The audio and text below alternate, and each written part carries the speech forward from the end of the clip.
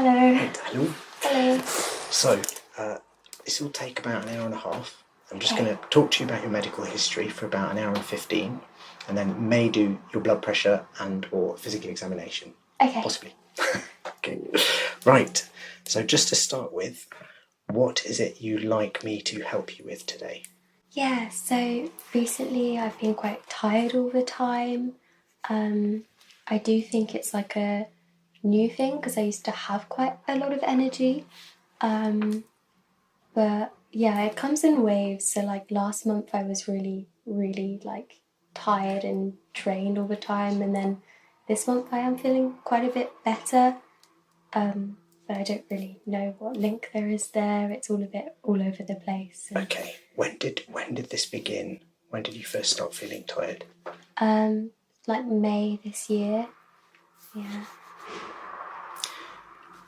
Could you attribute that to anything? Can you pin that down to anything? I did have COVID in April. Okay. But I did heal from it fine, and then Okay. yeah, it seems to have got worse and worse since May as well. So Okay. I still don't know if it is that, because I don't know why it would be getting worse. Sure. No, it does sometimes happen that after COVID people recover, and then the post-COVID effects can come on later, which is very strange, but it is something that I've seen a few times. So, so people get the post-viral fatigue. You know, in most infections, you just stay tired after the infection, but some people, they seem to get better. It seems to go similarly with breathing. Like some people, their breathing recovers, and then their breathing will get worse, and then it'll recover, and then it'll get worse. So it sort of seems to improve in this non-linear sort of wave, like you say. So it sort of like gets a bit worse, and then it gets better, and then it gets a bit worse. And so overall, over time, the symptoms should get easier. Just without treatment. But obviously, I'm a herbalist, so I'll see what we can do to expedite that process. But all right, so it began in May this year. So the main thing is fatigue. Have there been any other symptoms associated with that? Initially, I was having quite kind of a feeling of temperature. I know it wasn't whenever I would measure it, I wasn't like having high grade temperatures, and it was only like mid 37s. And that seems to have stabilised now. Like I haven't had it this month at all. But I was getting a lot of like, it almost felt like hot flushes or something, which is really strange for me. Did you, with that feeling of temperature, did you actually, you said hot flushes, you felt hot, did you actually sweat? Yes, I think I did. Okay, yeah. And where did you feel it? Was it the top part of your body, only face, head, where? Mainly just the head, yeah. Okay. Extreme feeling of hot. But not this month? Yeah, this month, I don't know if it is just the temperature's really helping, but or I've got used to it. I don't know. Maybe. I think it sounds like you're getting better. But so when you had COVID in April, I presume that was diagnosed with a test. Yeah, the LFTs. I did it for a week straight for work. Okay, and what did you have with symptom-wise with COVID? Yeah, I had a temperature for the first 2 days. A really quite high one actually. I lost my smell, but I kept my taste. I had a really bad headache for most of the time actually, and then about halfway through, I really struggled to breathe one night, and it was like this feeling of like a pipe being down my throat, and I was breathing through a straw or something. Ooh. Yeah. But that was only one night, and then it got better. It felt like it got better, but then definitely since then I do feel like it's harder to breathe as easily as I did before. I get breathless very easily.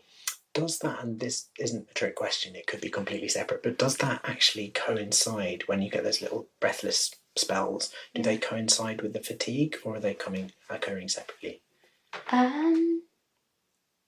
The breathlessness will usually be if I'm moving, like some sort of to catch the tube or something. Okay. And then the fatigue will come after I finish moving. Okay. So kind of, yeah. But so same time, but not exactly at the same moment, one after the other, but they're coincident on the same days. Yeah, yeah.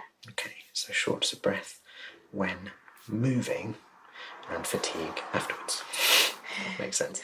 So when you say that the tiredness that sort of comes in waves, is this a tiredness that you feel all day long, or are we talking more fatigability? So what you've just described is more like, do you know what I mean? Is the difference between the two would be, because it could be both. It could be one or the other. If you're tired all the time, like just constant fatigue, you just constantly feel a bit knackered, like you haven't slept enough or whatever. Right. If you're more easily fatigued, like more fatigable, then it's like you're fine, but then you do a bit of exercise or do a bit of whatever, and then you're suddenly tired. Is it both of those, or? I'm definitely the easily fatigable one. Right. Yeah. So when you wake up, you constant. feel okay. Yeah. You feel like you've got enough energy, but it's just you burn out quickly when you're in that state. Yeah. Okay. Yeah. Got it. Thank you. Not TAT, but very fatigable. So give me an example of something that would really tire you out when you're having one of those. Yeah. So at work the other day, I had to be on my feet for like it was just an hour of like kind of monitoring the elevators and helping guests get up and down the elevators, because we had some old like elderly ladies coming.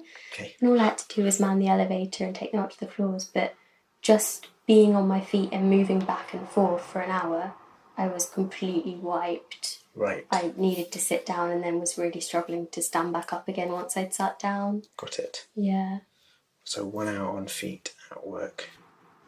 Dealing with people, dealing with the public can be quite tiring at times, but Yeah, it wasn't bad. 1 hour feet at work equals very exhausting. And how long would you need to go to sleep after that, or would you just need to sit down for a bit? How long would it take you to recover, or would that be you done for the day?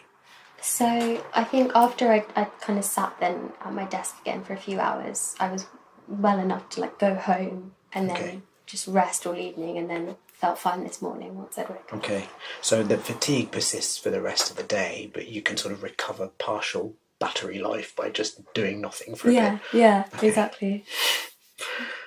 Thank you. Tiredness, last rest. Right, so you're saying this is happening in waves. It's less this month. So this month, how often is that happening? Say, for example, it's tricky to put figures on this sometimes, but how many times a week? Honestly, like once, and some weeks I didn't even have it at all this month. Okay, it sounds like you're coming out of the woods I naturally. hope so. Yeah, but fingers crossed, because I think it does really go up and down. Sure. So tiredness currently, and last month, how often was it happening? Last month was quite bad. Like twice a week, 3 times a week, I think, a few weeks. Thank you. All right. Are there any other sort of headline symptoms? Because I will be going through lots more questions, so we'll dig anything up if there's anything else. But is there anything else headline-y you'd like me to focus on? I think those are the main ones, yeah. Okay. So really the fatigue and the shortness of breath that sort of precedes it. Thank you. Okay, so let's get past medical history. So when you were you born early or jaundiced or anything exciting? Exciting, yes. I came out the right way, but the wrong way up. Okay. From what I remember, yeah. So, not breech, not feet first. Just don't know the term for it, but upside down. There's not really a word for that one, because people are always like, "Do you mean?" Oh, I bet breech? there is. And then I bet there is a term for it, but upside down baby. Yeah, I don't know. But yeah, so they had to use like little clamps on my head to get me out. So forceps. Yeah, okay. I've got like a bump somewhere on my head of like some extra calcium or something. Interesting. No history of headaches or migraines or anything like that? Don't have to be. Occasionally, yeah. I do get quite a few headaches, yeah. Okay, we'll get into that. Thank you. And any illnesses as a child? Anything that laid you up or took you out of school? Or anything no, like other than like a bad tooth. That's like it. I think they pulled a tooth out because that is very slim pickings, which is good. So one time's bad tooth. So no hospital visits, no operations, nothing like that. Whatsoever. No. Okay, great. All right. So nothing during Childhood, nothing during school years, no operations, tonsils, appendix still there. All there, yeah. Good. Excellent. All right, I'll just run through a quick list of conditions just to make sure you haven't had them. I'm pretty sure you won't have done, but we have to do it. Jaundice. No. Hepatitis. No. TB. No. Glandular fever. No. Rheumatic fever. No. Asthma. No. Eczema. No. Hay fever. Yes. Diabetes. No. I presume not. Okay, thank you. Right, hay fever. Have you had that all your life? I don't think so, but I don't remember exactly when from. I feel like year 6-ish, I remember having it still. So. Okay, what age is year 6, That's a really good approximately? I think it's like 9 or 10, Okay, thank you. but I can't really guarantee that. No, that's fine. That's just an approximate timeline placement. Yeah. It's fine. Yeah, 9, 10, hay fever. And for you, I mean, obviously hay fever, everyone knows what it is, but what are the main symptoms? Is it sort of snottiness or itchy eyes or itchy throat or whatever? Yeah, my nose gets affected, all like stuffy, and then Okay. itchy eyes.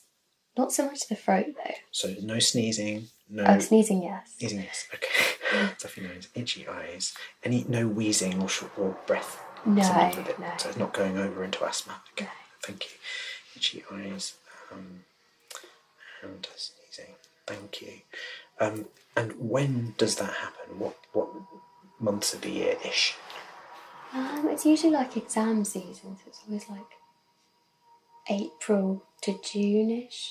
Okay, April through June. Do you know what you are sensitive to there? Like, has any allergist told you at any point in the past? I feel like I've noticed it's usually around grass pollen season, Okay. so I feel like it might be Probably. that. Yeah. Alright, yeah. So probably grass. Thank you. Okie doke. So other than the hay fever, no other major medical upsets until COVID. Yeah, that's literally it. Amazing. Yeah. You have had a stellar medical history. Alright. So are you taking, I presume, no prescription medication at the moment? No. Excellent. Any over-the-counter stuff, so supplements or pharmacy bits? Yes, I take vitamin D supplements. Great idea.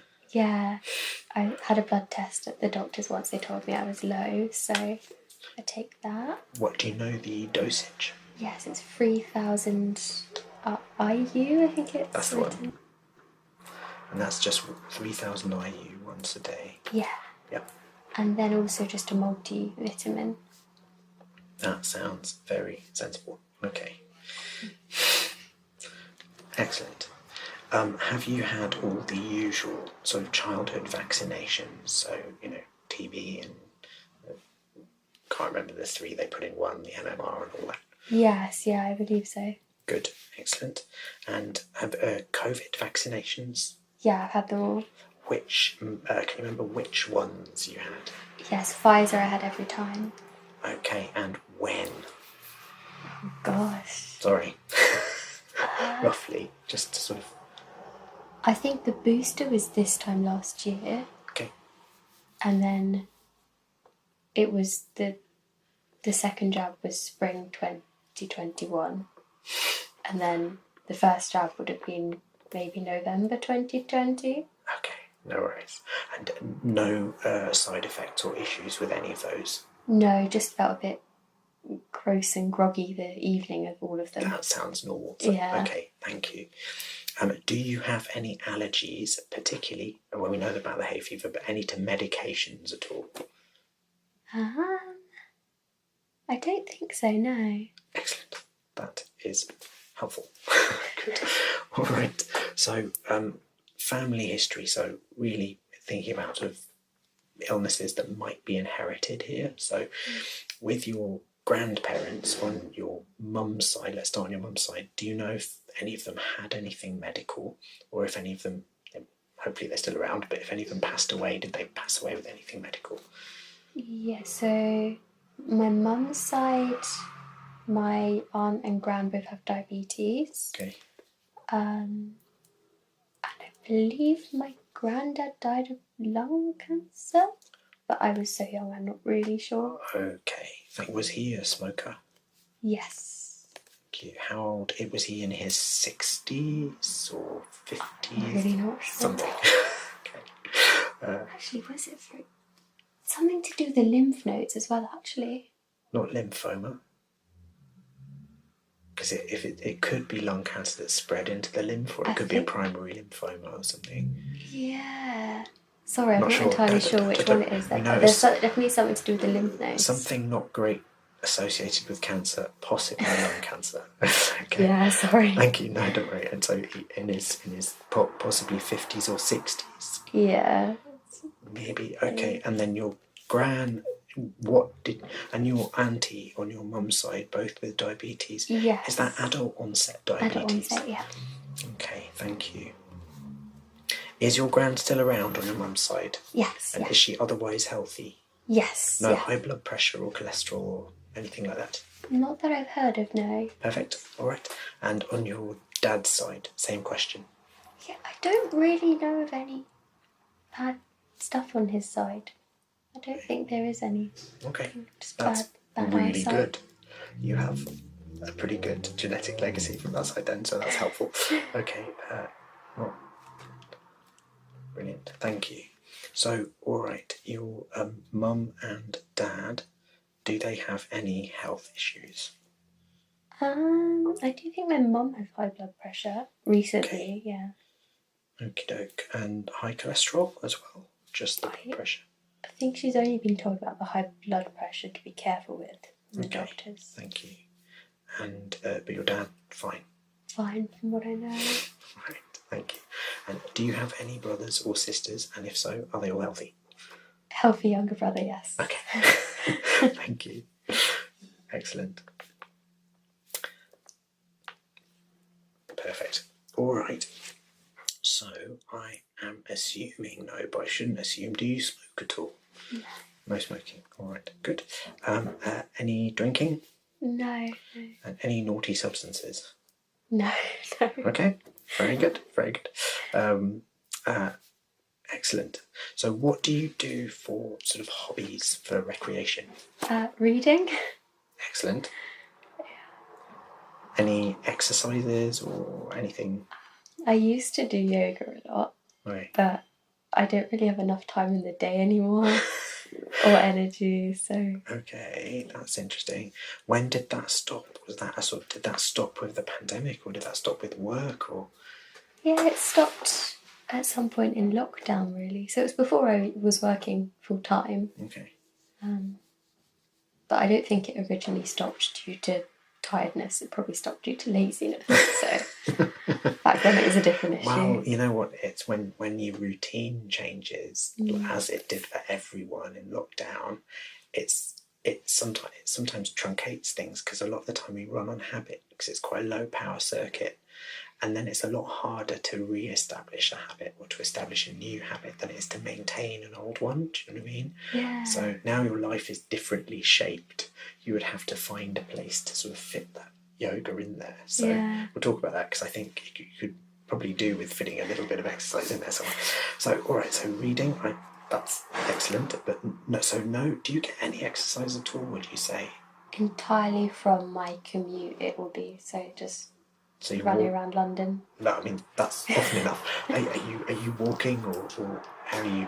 Yeah, like a combination of walking and getting the tube and stuff like that. But Okay, so how much walking would you, I mean, it's a tricky question, but how much walking would you say you do in a day, for example? Like minutes? Yeah, minute. I really don't know. I know I get under 10,000 steps though. Okay. So it's not a lot. Okay. Commute, walks daily. Got it, thank you. Yeah, definitely we could do with building a little bit of exercise regular. Yeah. Okay.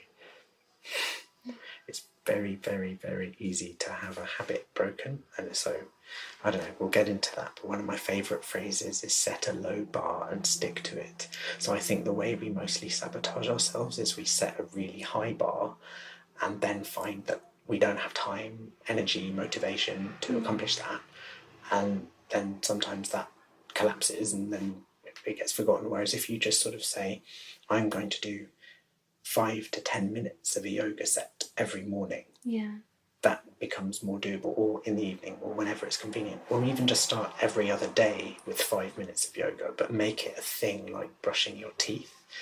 Then it becomes a lot easier to sustain, because after 2 or 3 weeks it's become a habit, and you'll start hopefully feel the benefits of it. So then you become incrementally more incentivized to do the thing. Anyway, all right. So all sounds very, very healthy. The only thing is a little bit more exercise, but you're getting lots of mental exercise, which is very important. Where you're living at the moment, sort of clean, sort of not damp. Good. Yeah, and I've got a air filter thing every time that I look at the figures, and it's all good. So amazing. I'm very impressed with that. Okay. I need one here. Yeah, London's probably a bit worse for air quality, I think. So, Oh yeah. Oh yeah. It'd probably terrify me if I used it. So just. I'd see the figure. I mean, I have like plants in every room of my home, but apart from this one, but still. I do think at work probably I can't imagine the air's good, and I am there like most of the day, 5 days a week. So. Okay. All right. So take me through your daily diet. What do you eat? So give me a breakfast, lunch, dinner sort of format. What you sort of eat in a day. Right. So I know I should be eating breakfast, but I often skip it. Not necessarily bad, but okay. So usually, no. Do you have anything like a drink or anything at breakfast time? Yeah. Recently, I've been starting, because I have been aware of how bad my diet is. So I've started having like a little green juice in the morning. And then I have this, it's very niche, but there's this Japanese drink called like amazake. And I know it. Oh, really? The fermented rice stuff. Yes, yeah, I've been having that because I tried to stop drinking so much green tea, because I met someone who also had potentially long COVID symptoms, and she said she thought caffeine might be making it worse. Oh, interesting. But I'll tell you, and it's an interesting little factoid about green tea. Yeah. You're quite right that caffeine in some people might make the fatigue worse, but the flavonoids, the antioxidants in green tea, a couple of them are quite strongly antiviral, including, in the Petri dish, I hasten to add, somewhat antiviral against COVID. So it's not all that bad. So depends how much. I mean, if you're mainlining pints of it, then maybe reduce. But drinking a couple of cups is probably fine. Yeah, I was having about 4 cups a day, I think. Not crazy. That's okay. Are you sensitive to caffeine, would you say? See, I don't really know. Okay, then you're probably not. It was quite hard to cut it out, though. I did have a really bad headache. When you stopped? When I stopped, as if I was like withdrawal symptoms. Yes, that is literally caffeine withdrawal. Oh, yeah. It was 3 days. It was bad, the headache. Headache and feeling tired and not motivated. Very grumpy, yeah. Yes, that's caffeine withdrawal. So, yeah, but you're currently no green tea, so now you're having amazake. Very sad life. I miss it. Do you know what I'd suggest is, because I'm a big chocolate fan, as in the proper chocolate, so I have like half a pint of chocolate twice a week because I love it, and then like maybe one day a week I'll have a proper Japanese matcha tea. But I don't have caffeine more than 3 days a week. Personal choice, and like no shade to anyone who has it every day. But for me, that preserves the nice effects of it. Like I'll have a nice little lift from it, which is enjoyable, but it stops me getting into that dependency thing. So if you just have it no more than maximum 3 days a week, I'd say maybe 2 days a week as a little treat. So I have my chocolate days on days when I'm doing work at home and I'm not going to be disturbed. And because I like it for mental work and I can sort of relax and enjoy it. And I sometimes have green tea if I have a bit of work to do with other people. That's just choice. It seems aesthetically right to do that, but so the point is, I don't think you need to. Well, we'll get into it, but I think if your sleep is okay, and green tea didn't disturb your sleep in any way. I don't think it did. Okay, then I think you'd be okay to just have it up to 3 times a week. Should stop you from getting dependent on it. I was definitely dependent on it, because it was like every morning until I had. But you have to be strict about it if you do that, because it's very easy to go, oh, I'm really tired this morning, I'll just have a cup of tea. So no, you kind of have to, you have to find alternative means of waking yourself up, which is really just powering through as you are doing. It's at the getting moment. easier though. I was quite amazed. It does. I think probably if you've given up caffeine, how long have you been without it now? It's only been like 2.5 weeks. Oh, do the whole month. Do a whole month. A whole month. Do a whole month. Yeah. Because I think in the past when I've gone on a little caffeine fast, at least a month, I think, to sort of reset things a bit. Right. Okay. Otherwise, it's too soon. It's I feel better now. I'll just straight back on it. Do you know what I mean? So, Okay. I'll power it through then. You're doing well. It's good. Hopefully, Right. So the green juice, what's in that? That's also another Japanese one. I believe when I looked it up, it was barley shoots or something like that. Yeah. Not green barley grass. Barley grass. Barley grass, maybe. They said it's usually wheatgrass, and then it was the Yakult one that was using like a different wheat that was basically similar. Right. Oh no, maybe. Hold on, sorry. Yeah, I think it is wheatgrass, and usually they use kale. That's it. Sorry, it's a wheatgrass shop. That's great. Oh, so it's just straight up wheatgrass. I believe so. All right. Sorry, all over the place with my ingredients. It's all right. As a lot of people don't even know what's in them, so that's pretty good. So you usually have one or the other, like the wheatgrass juice or the Amazaki. You'd have both. I have both, yeah. So because I really like drinking warm things in the morning. Nice. But it's a lot of effort to make the green drink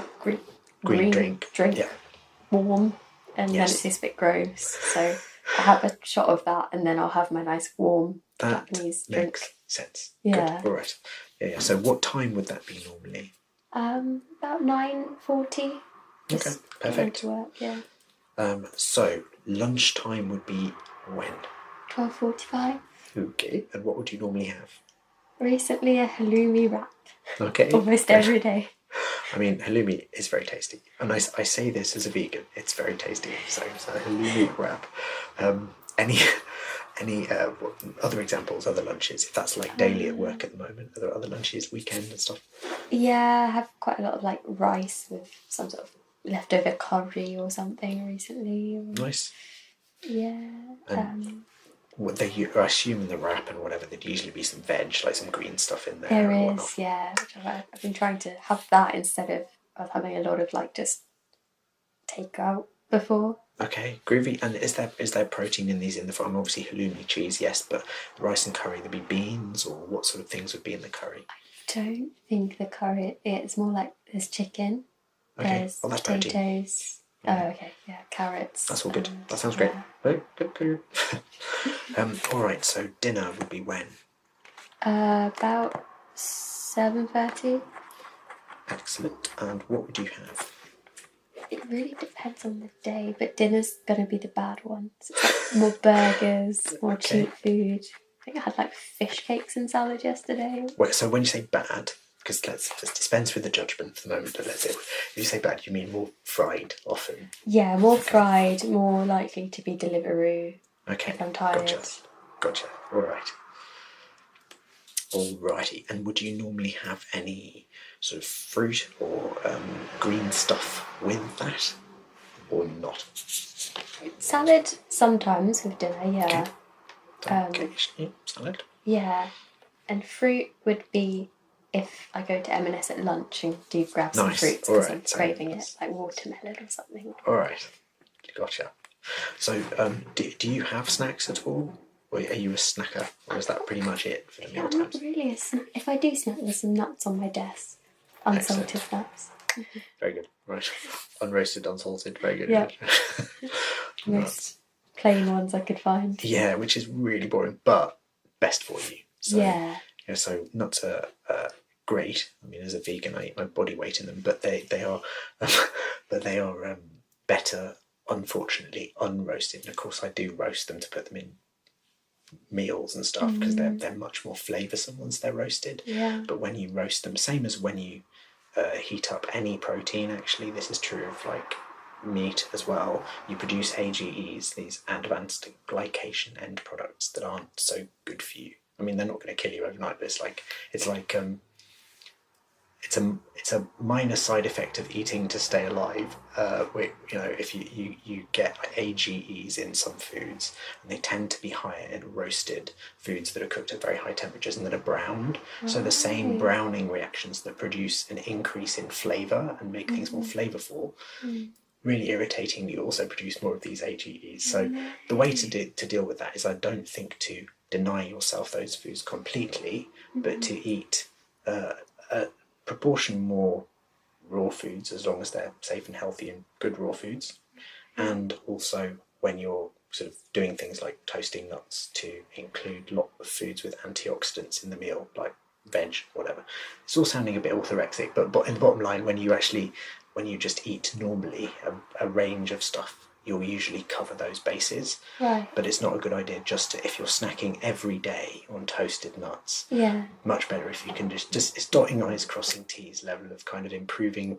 Yeah. Just if you can level up your diet just by, well, I normally eat that, so let's choose the slightly healthier option, then over years that will pay dividends. Yeah, that makes sense, yeah. So it's not about sort of being, that's what I'm trying to say, it's not about being too orthorexic about it and going, I have to make everything perfect, because that's bad. It's more about just kind of going, okay, I know that thing is slightly less healthy, so let's have that as a flavour thing or as an enjoyable snack, and then if I'm having it every day, let's choose that option. Yeah, that makes sense. I think, I'd seen the AGE things somewhere before, and I think I was a bit confused about it, because I was like, it's very ironic that the video was something about anti-aging. They're talking about these things called AGEs, and I was like... It's kind of hilarious, isn't it? The acronym AGE, it stands for, like I say, Advanced Glycation End Product, and the glycation bit means sugar. So it's, as I understand it, which is probably somewhat inaccurate, but it's when proteins are heated and they kind of get, protein and sugar get stuck to each other and produce these molecules which are damaging. They're pro-oxidant. So this is going to end up as a lecture, but basically the oxidation is it happens naturally in every cell in the body which respires. So all our cells produce energy by using glucose and oxygen to create energy in the form of ATP. That process naturally produces what are called free radicals, which always sound to me like little Che Guevaras running around, but it's actually just like it's more like soot produced from a reaction. Right. So free radicals, what they actually are little single electrons which bounce around, knocking electrons off other atoms and creating a little chain reaction of instability. So it's like soot produced from the normal respiratory processes, produces these oxidative particles, these free radicals. So antioxidants are substances either made by your body or which you can ingest in some foods, which have a spare electron to donate. So they donate the electron and stabilise this little free radical. Right. So they're things that your body makes to neutralise. So in other words, it's like burning sugar with oxygen in every cell of your body produces this soot, these free radicals, which when it builds up, it damages the cell. They cause these little chain reactions, and antioxidants are like little soot cleaners. Well, what they're actually doing is donating spare electrons to neutralise the free radicals. Yeah. And your body makes them, and you can get them in some foods. So like vitamin C is an antioxidant, loads of the pigments in fruit and vegetables are antioxidant. There's loads of these things that are antioxidant. AGEs are a specific, and again, I may be slightly wrong here, but I'm in the right ballpark. AGEs are basically strong sort of oxidant things that are produced naturally when you heat up proteins with sugars, and these molecules, like a little sort of like pro-oxidant wrecking balls, they go in and sort of like create chain reactions. So you need, if you have lots of antioxidants with them, or some compounds, I have to say particularly made by many plants, useful plants, those compounds will neutralise the effects of those AGEs. But the best way to sort of reduce the harm of AGEs is to ingest less of them. That makes sense. Yeah, so they're often produced in, as I say, sort of high temperature reactions of protein with sugar. So usually that is browning reactions. So like frying things, or anything that creates tasty browning. So frying, roasting. Particularly we're talking usually cooking with oil, which, by the way, I do. I'm not a purist. I'm not saying you have to eschew these things completely. It's just if you're eating a lot of fried stuff, so anything that's crispy or toasted, so ordinary toast, which I have a lot, I like it, or roast potatoes, all of these things, all of those will, the browning reactions that in cooking, they're named after some guys called Mr. Maillard and Mr. Strecker, so they call them Maillard reactions or Strecker reactions, but they're reactions that create those lovely flavour compounds. Those same reactions will usually create some AGE type compounds. That's so annoying. It's really annoying, but the beautiful thing is, if you're having a good balanced meal with lots of good veg with it and stuff, you'll be neutralising a lot of it, and also you kind of want your food to be tasty because you want to be incentivized to eat it. So having a little bit of that sort of having a little bit of fried stuff or some roasted nuts or whatever to encourage you to eat the whole thing is fine. It's just about not going overboard so that the whole meal is fried, or so that every time you have nuts they're like roasted nuts, or that, you know what I mean? It's that because we're talking cumulative things over time, because I don't believe that you can avoid aging. I don't believe that you can avoid decrease in function over time. But what you can do is just tip things so that the balance is a little bit more favourable. Yeah. And I don't think that's about being extreme, because I think in the end, if you try and be super crazy about it, well, you can see it. People get orthorexic. You can get too controlled with the diet, and I think this is from a Chinese, I'm not a Chinese herbalist, but there's a concept in Chinese medicine, or in most traditional medicines, that every extreme turns into its opposite. So if you get overly controlled about your eating, so these people who do 100% raw diet or 100% fruitarian diet, it ends up becoming unhealthy because of all the stuff they're restricting and all that. So anyway, I'm lecturing now, so I'm going it's kind of sad when you think about it, because they probably started with good intentions, right? And I think those diets have lots of good stuff in them, but they're so hyper focused on achieving that goal that it ends up becoming destructive. In the long run. So, which is interesting. Although I'm sure, on the internet, there'll be people who disagree strongly with that sentiment. Okay, so what do you drink throughout the day? Usually just plain water. Well, Brita filter water. Brita filter. I want to get one of those bougie under sink filters one of these days, but they're quite expensive. Nice. But so because probably in the long run cheaper than using a Brita filter and changing it every month. Definitely. So just filtered water. How much water do you drink throughout the day, would you say? I'd say I drink a lot. I'm not entirely sure exactly how much, but definitely have a little built-in Brita water bottle that big, Okay, so maybe 1.5 litres, something like that. Yeah, probably. I do drink a lot of water. Okay, and any you said you were drinking green tea. You have your Amazaki in the morning and green juice. Any other liquids, teas or? Because I'm not drinking green tea right now. That's kind of it. Okay, that sounds fine. Yeah. Right, just some general questions. So general sort of medical, sort of systems inquiry. Okay, so do you ever get any chest pain? Yes, occasionally. Yeah, just like here. Yeah. Okay, when does that tend to happen? How often?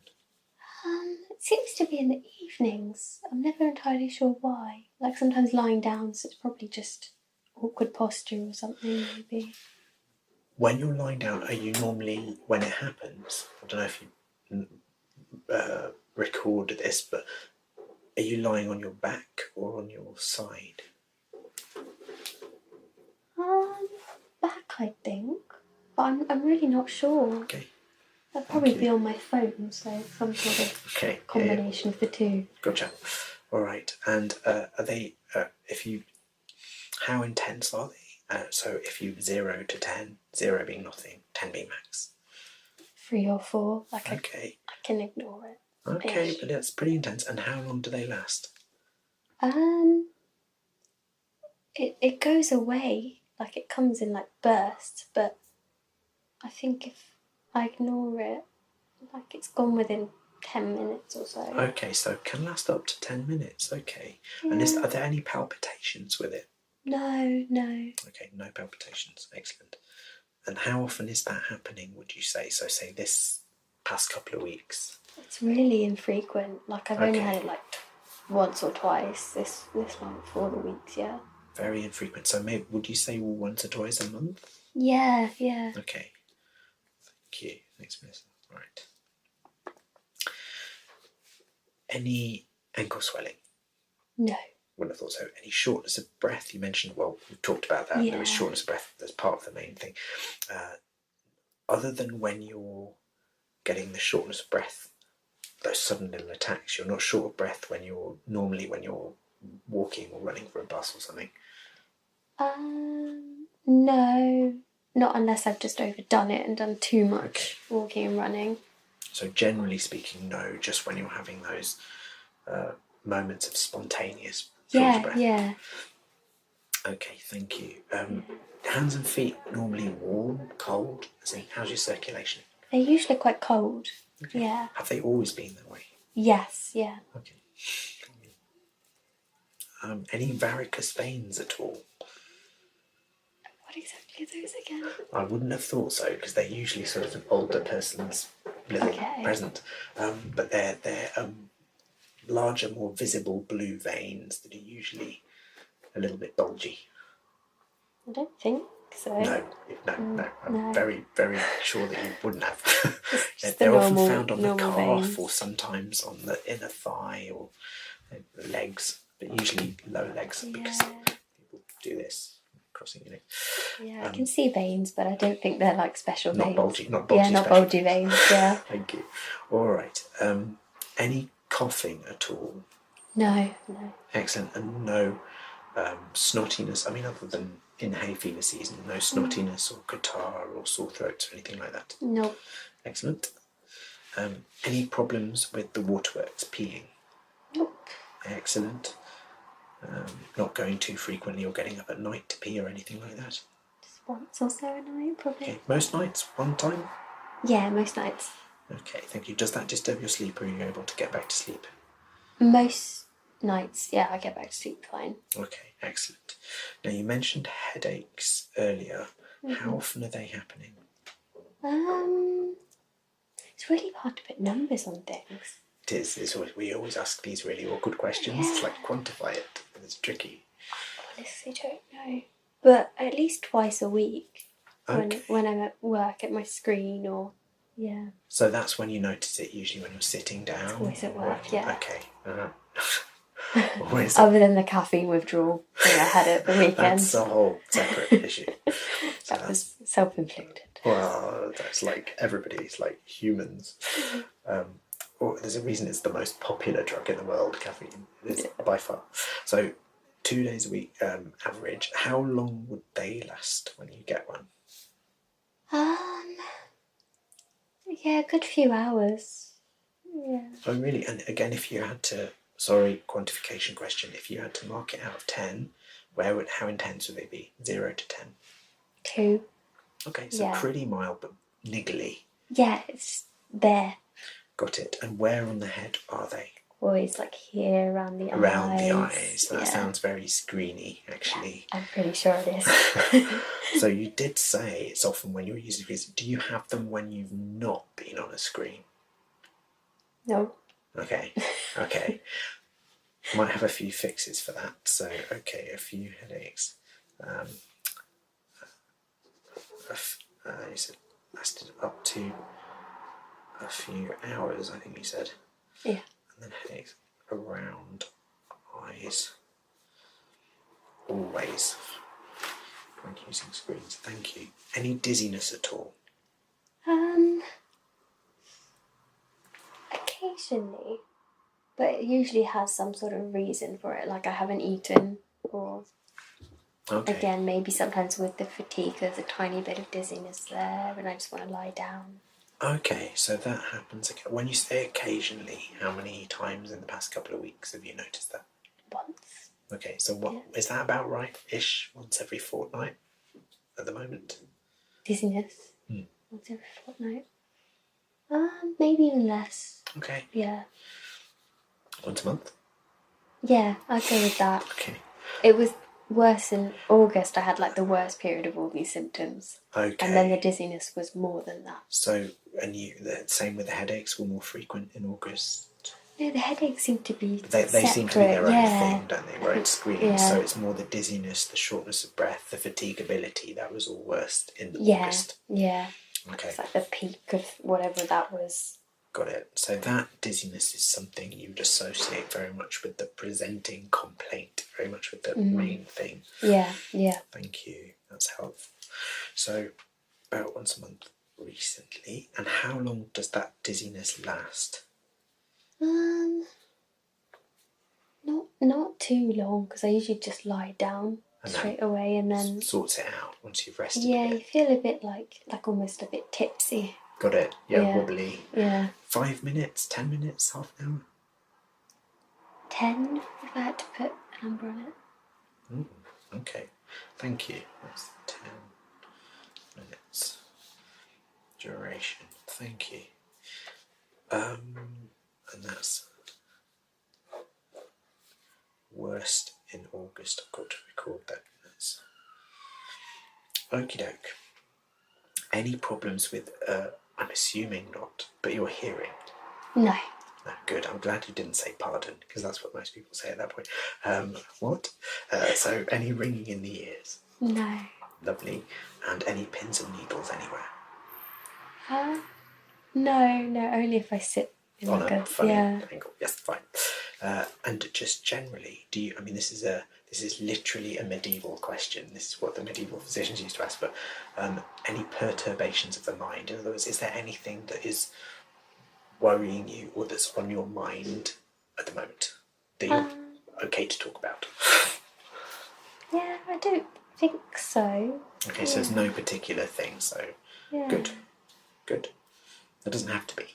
Yeah, I think the only thing I stress about is filming. So okay, but that's just like the daily stress of. Yeah. Okay. So nothing major. Good. Any weird skin things like lumps, bumps, patches? Nope. Odd things? No. So no itchy bits, no moles, no. No. Great. You're above. Okay. How's your digestion? Yeah, pretty good. Excellent. Good appetite? Yeah. No nausea, not feeling sick any other time? Excellent. Your weight stable? Increasing. That's not a bad thing. And so, would you mind what your current weight and height is? I'll go with 51 kilograms. Okay, that's good.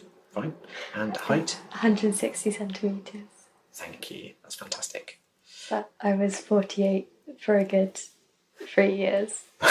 So I've put on a lot of weight. I don't think that matters. All right, so fantastic. And any dental problems at all? No, not really, no. Great. And any heartburn? No. Good. So, any issues with joint pain or back pain? Nope, not really. Perfect. And just in terms of menstrual cycle, at what age did you start menstruating? That's a really good question. Ish. Again, I know it's year 7, but I know that's really unhelpful. Well, no, we can work that out because you said year 6 was. Yeah, I don't know if year 10. 6 was right. Okay, all right, okay. So maybe I could do the maths really quickly. 11 to 12, 12 to 13, 13 to 14, 14 to 15, 15 to 16. I started with 11 to 12. I would have been 11. Thank you. That's excellent. Because 16 is year 11, yeah. That sounds very, very usual, so good. Any problems with the cycle? No, not Excellent. really. So regular, no big period pains or heavy periods or anything like that? The first day is bad. So pain on the first day? Yeah, okay. Just cramps and the usual. Okay. And do you have to take painkillers? I think I did more in like sixth form and stuff where I couldn't focus on class, but now I just... Nowadays, just sort of steal it out. Just go through. Okay, fine. Thank you. All right. So, I have to ask, any pregnancies at all? No. Good. Oh, well, I mean, depending. Yeah. Context dependent. And no previous history of infections, sexually transmitted infections? No. Excellent. Good. I think we've covered just about everything. And I think this probably you've answered this already in another way, but do you feel sensitive to hot or cold environments? You don't have to feel sensitive to each bit either, but do you have a preference? Yeah, I've always preferred hot environments because I've tend to feel cold quite more a cold easily? person, yeah. Okay. Thank you. Yeah. To prefer warmth. Thank you. That's great. All right. I think we've got everything. Was there anything else that you wanted to sort of mention or foreground that I haven't covered? I think that's everything, yeah. Good. Yeah. All right. Excellent. In that case, I will just take your blood pressure and your pulse. Okay. And then I think we're done. Excited. Right, just one arm, doesn't matter which. That's great. Thank you.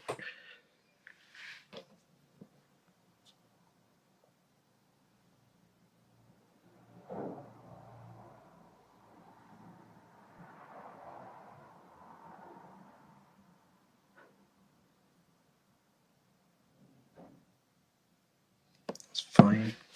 18 times 4.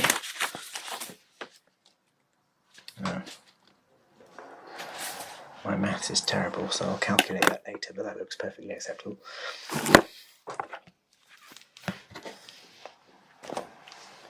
And I just need the upper arm, so might need to take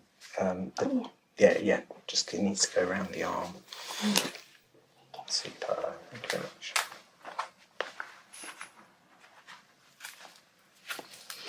Got the old school one, everyone else is using the electronic ones now because they're much easier, but Oh yes, the pump one. yeah, we trained with this one and I sort of like I'm reluctant to give it up. I'm just straighten the arm a second. That's great. Relax again. Thank you. That's fine. I'll do that.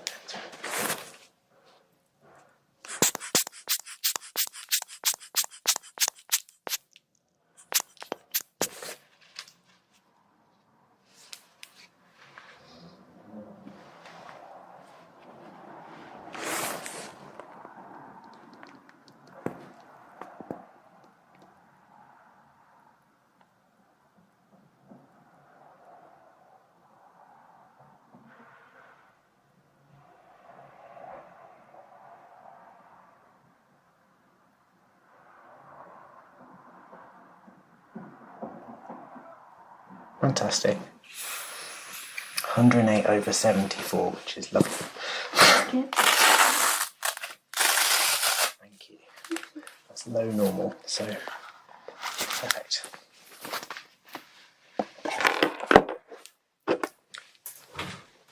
Okey-doke.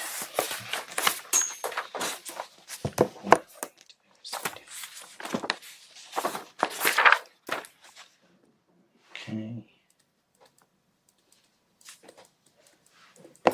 Right, so all that's going to happen now is I will make sense of all this on Monday and write a little treatment plan. So I'll come up with a working diagnosis, which I think I can tell you right now will be post-COVID fatigue, but I think I'll come up with a working diagnosis and a little treatment plan. I don't think too much is needed because it sounds to me like you're on your way to recovery naturally anyway, so it's just a case of sort of accelerating that, which is pretty easy to do, I think. And I think what we'll try and do for you, because you've got another 2 of these sessions, is to just sort of give you some tools that you can take away that sort of improve your long-term health.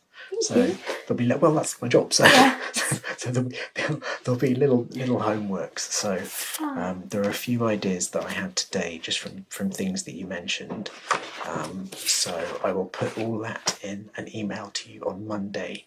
So if they'll sort of usually, because the only thing I'd say is because I use our Hotmail email address. If you haven't got an email from me by 5 o'clock, check the junk box. Right, okay. And if you still haven't got one, text me and go, where the heck's my email?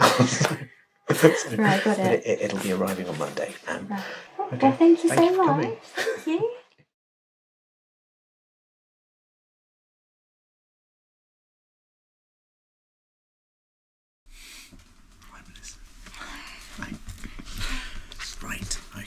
so this is going to be your first follow-up since I saw you a month ago. Yeah. How have things been? Things have been really good, yeah. I've been following a lot of the advice you gave me to do in my free time, so I'll try and think of the main ones I've been doing. Dark chocolate. Okay. I found an 100% dark chocolate. 100%? Is that not too strong for you? Is that alright? So first I did 90% for about a week, and I realised by the point that it's 90, it was so bitter anyway, I might as well go to 100. Fine. I've been having it like with lunch with the blueberries, so that I just don't treat the chocolate as a sweet. I treat it as like a savoury item, and then I find it's a bit easier to eat. So I've been having that, the handful of blueberries I've been having. One of the first things I did for my eye strain was on my work computer. I tried to make it like, I think it was like warmer toned or something. Okay, like good, the yes. night mode. To reduce the blue light in the evening. Okay. Yeah, so I've been using that evening mode in the daytime, and the boss hasn't said anything, so it's all okay. And has that helped the headaches, do you think? I think so, a lot, yeah. Excellent. I've had a lot of screen-based work the last 2 weeks. I think I would be a lot worse if this was like how it used to be. Okay, we'll come back to that in a minute. I'll get some numbers, but thank you. Alright, that's good. That sounds fantastic. And I think, I said last time, the other little bit of homework was the 3-minute meditation or something like that. Yeah, Did you manage that? I think that's the one I'm probably the worst at out of the homework. So because I get up and go straight to work, the only time for that is the evening. And in the evening I'm just the definition of wanting to do nothing, so I've tried. Which is fine. Yeah. I've tried in like the kitchen at work to just kind of, while I'm doing the stretches and stuff, like when I'm waiting for the kettle to boil. Perfect. Yeah, just kind of use that time to just be quiet and kind of stretch my neck while I'm at it. Okay. So, but it's not 3 minutes, it's probably about 30 seconds. Look, I think even a little daily is good, just like a little bit of daily mindfulness. And the thing is, it shouldn't become a massive heavy chore.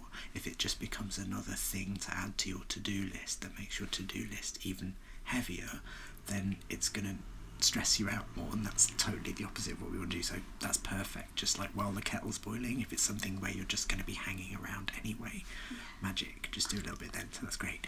And then they're sort of doing a little massage around the eyes, temples and scalp or something like that. Again, like that one I've been doing while I'm at my desk, but mainly like here on my eyebrows, stuff like that. Great. But yeah, I think those two are like the bottom of my good homework Pretty much list. full marks. I'd say that's 9 out of 10 at least. Okay, so let's go through the other bits. You mentioned that you've had a lot of screen time in the last couple of weeks, and I think last time I wrote down that you were having these headaches around the eyes maybe twice a week. Has that been happening? How often have you been having them recently? Same frequency? No, it's definitely less, because I did change the screen like almost immediately. I have had one this week, I think, early this week, Tuesday maybe. Okay. But again, I was really on the screen all day that day trying to hit a deadline. So, okay. Did you have one the week before? Has it gone down to like once a week now, or is it? I didn't have one last week, no. So I'm going to say 1 to 7 to 1 out of 14 then, so up to once a week, but like once a week to once every 2 weeks maybe. So something like that. We'll see. Yeah. And if you had to, and how was it? Did it last as long as it did before? I think last time you said they'd last a few hours, often up to the morning, if I remember. And I sort of how long did they last? This one that you had this week. I think it was still the same as normal in terms of time. So it's lasted all morning. It's the same duration, similar duration. Yeah, although it was in the afternoon this time. Okay, sorry, not paying attention, thank you. Similar duration all afternoon. Okay, that's interesting that it shifted a bit as well, because I think before you'd said it was most often in the morning, I think. Or maybe I've made that up. Probably after a day's work. No, I'm making that up. You did always say it's just around the eyes and just associated with the work. I've just added the morning thing in there, don't know why. And then you said last time, out of 10, if 10 was sort of maximum pain and 0 was none, where would you put the pain of this recent one? 3 or 4. Oh, that's pretty intense. So that's, Is it? well, relative. Last time it was 2 out of 10, so it's a bit. If last time was 2, then it's like a 1.5. No, you're revising it now, so okay. Would you say it was? I said 3 or 4 because I thought it was like a little. Okay. It's definitely not as painful as last time. Okay. That's good. So, pain. I'm gonna less than last time? Question mark. Okay. Because, I mean, the thing is, it really depends on personality here, because some people, if they're pessimists, will tend to make the score higher or lower or whatever. Basically, if you're an optimist, you'll tend to want to, so I think because you're basically an optimist, you know, you'll kind of give me, it could be that you're giving me the real score and then the revised score, so I want to be, I'll note both. Okay. So you say the pain is less, but the score was it's 3 to 4 out of 10, but I understand what you're saying about you were thinking it was probably higher last time. Yeah, I think probably last time I was here I'd had a lot more health issues in a short space of time. I had something to compare against. This month I've been so good that it's almost like, that's good. There's nothing out of 10, so I'll give it a 3 or a 4. That makes me happy, that's good. Alright, so I mean obviously the post-COVID stuff was gradually getting better anyway, so we're on a trajectory. How's that been? Because just the main thing last time I think was the shortness of breath and the fatigue, and that you were down to once a week last time. Yeah, so literally, actually, so up until yesterday there was nothing. Nothing at all. And so last time I mentioned how like I hadn't been drinking caffeine. Yeah. And so I don't know why it occurred to me yesterday, but yesterday was my first cup of caffeine. I had 2 cups of green tea after, a month and a half, 2 months. Okay. It's like a long time of not really having it at all. Just maybe a tiny bit here and there. Like I think one time I had a cup of Earl Grey that I had with a friend, but that was the first massive intake, and it was really weird. My similar symptoms came back, and they were like really similar to my long COVID symptoms. In what way? So what did you experience? Like almost that feeling of a hot flush, the like faintness, although I had a bit of nausea as well, so that I never had that with long COVID. So, and it's so weird that it was like an hour and a half after the caffeine. You know that dark chocolate also has some caffeine in it. So you've been having a little bit of caffeine in the dark chocolate, but that the purpose of the dark chocolate is not mainly as a stimulant, it's mainly the brown stuff. The polyphenols help improve circulation. They're really good for the circulation. So I'm wondering, what time of day did you have that green tea, and did you have it on top of the chocolate, or was it in any way? Because if it was, you might have, you know... Too much. Yeah. I had the green tea just before lunch and then had the chocolate at lunch. Okay, maybe. So it may have been that you might have been able to get away with it with just 1 cup of green tea and then the chocolate. Bear in mind, chocolate, although it's not very high in caffeine, it does contain some caffeine. So, and a little bit should be fine, but it's interesting with sometimes with long COVID or with post-viral syndromes anyway, it kind of makes the nervous system a little bit squiffy. That's not a very biologically accurate term, but it essentially means that stimulants which should give you energy sometimes just make you feel more knackered. It can cause a crash. People living with ME, you know, or chronic fatigue syndrome complain of this a lot. Like if they drink coffee or tea sometimes, depending on the person, it can make them feel absolutely exhausted. So that will change over time, but it will gradually disappear, but those kind of tendencies can linger for a while. So bear in mind that I think we gave a little prognosis and you're on track, so that makes me happy. I said significant improvement in under 1 month, so yay, that's good, because looking at the trajectory, and then I thought maybe 5 months to just get out of the woods fully, so that just means you'll be feeling pretty good most of the time, but just that little vulnerability to, you know, just being a bit more mindful for that time, because things might tip back a little bit if you overdo it in some domain. Like if you have too many stimulants, or if you just like get extra stressed, or suddenly go and eat a load of chips for 3 days running or something. Do you know what I mean? So yeah. But that sounds great so far, Melissa. Really good. Really good. Really positive. So did you, with yesterday, you just had, you said you felt a bit sick, which was unusual. Yes, yeah. So I think that's definitely just related to... That'll be the caffeine for sure. Caffeine, or, just it detoxifying me too, just a bit. It wouldn't be a detox thing, but if you, sometimes caffeine, and interestingly enough, often green tea on an empty stomach can make people feel sick, much more so than black tea. I had it on an empty stomach. There we go. Green tea on its own on an empty stomach can make some people feel sick. So it's a known thing. So if you have matcha tea, for example, which is just the powdered green tea, some people will drink it as their sort of breakfast, like to have to start the day with, instead of having coffee or whatever, another caffeinated thing. But some people, it just makes them feel really sick. So so green tea is notorious for that sometimes. It's a great beverage, don't get me wrong. Yeah, it's just, don't know why, because the caffeine content is often pretty much the same as black tea, but it's obviously got different compounds in. So anyway, but it does. So it may just be the fact that you had 2 cups of green tea and then a bit of chocolate on top, so there was too much caffeine, and the green tea itself might have made you feel a bit sick. So so all the bad things that could have happened. A little perfect storm. But did you get the same sort of shortness of breath afterwards?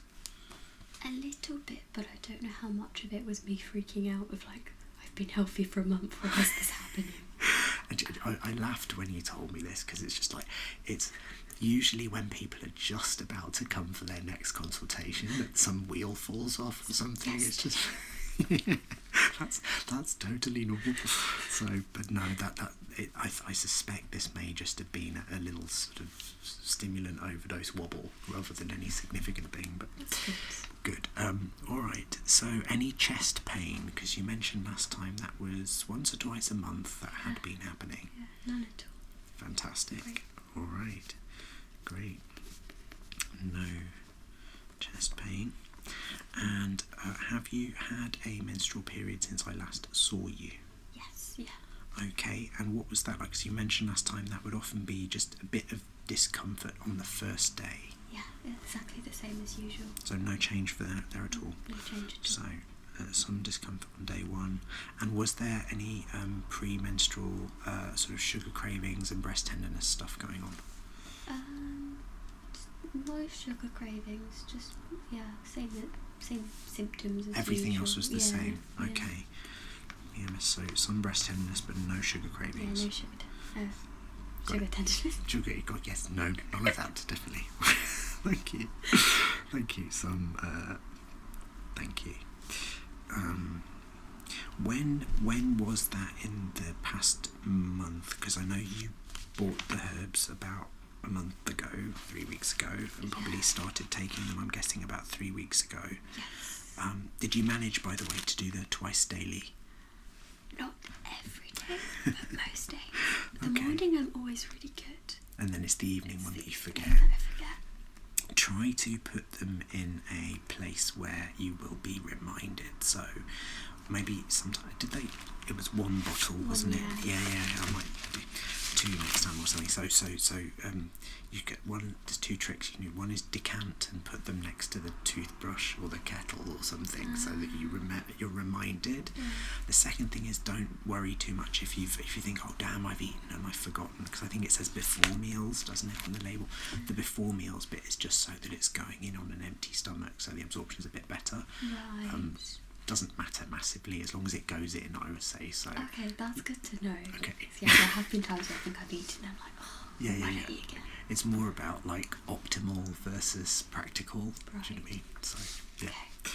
So, but evening dose, sometimes forgotten, but generally pretty good. Yeah. Thank you. So, when was the last period? Was it a week ago, a couple of weeks ago? Was it near the beginning of the herbs or middle?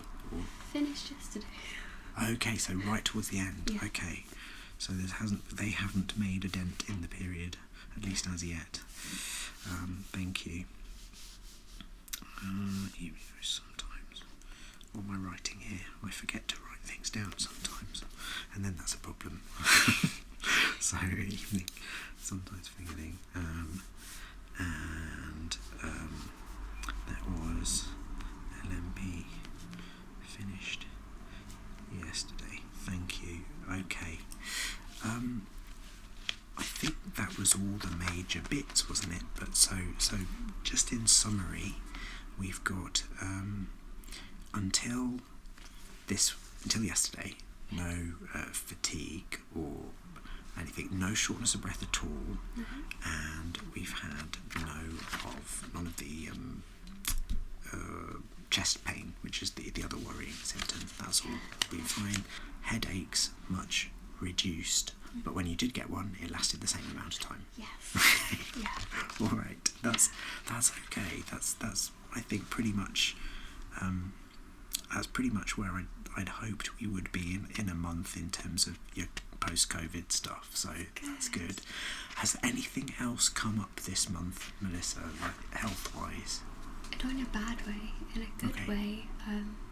So I was like purposefully not walking as much in my lunch breaks because that would bring on the symptoms. So I used to walk quite a lot, maybe go shopping just to use my lunch break, and I'd stopped that for like 3 or 4 months because it was just taking its toll on me. Got you. I was able to do it again as normal. That's great. The confidence built up as I was feeling better. Good.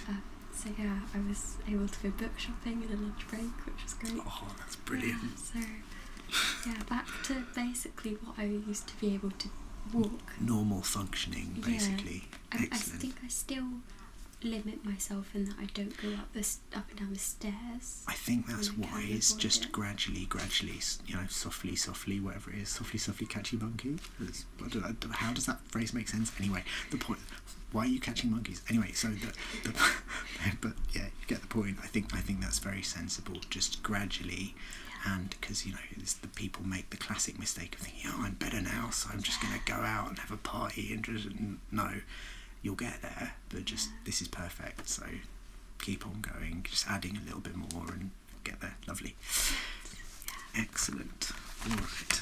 Now, is there anything else I just wanted to check on? Don't think so.